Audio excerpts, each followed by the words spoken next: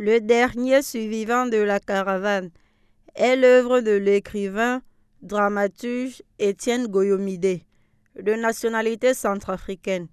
Publié en 1985 aux éditions Hartier, ce dernier a été adapté au cinéma en 2003. Ce récit poignant mêlant conte et chant met en scène la traite multicentenaire qui se déroule au XIXe siècle du nord au sud de l'Afrique. Dans ce roman, le vieux Ngala est le dernier survivant d'une caravane d'esclaves capturés lors d'une razzia dans son village. À travers l'histoire bouleversante, il retrace les horreurs de la traite négrière, la souffrance des siens, la brutalité des marchands d'esclaves et surtout la disparition d'un monde, celui de la paix, des traditions et de la dignité.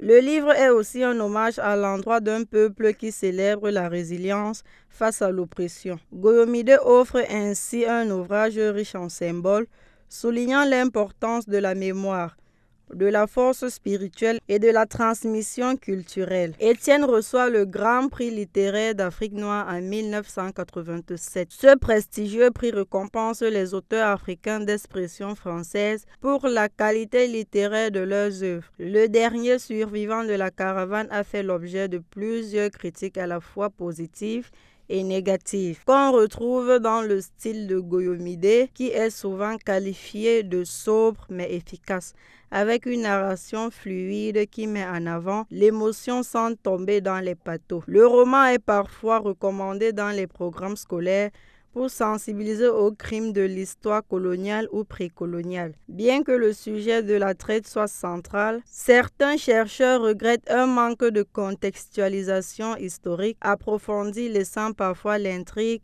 dans une temporalité floue. Le dernier survivant de la caravane est une œuvre marquante de la littérature saluée pour la puissance de son message humaniste et très respecté. C'est aussi un véritable outil de mémoire et de conscience collective qui restera une référence incontournable pour comprendre les blessures du passé africain.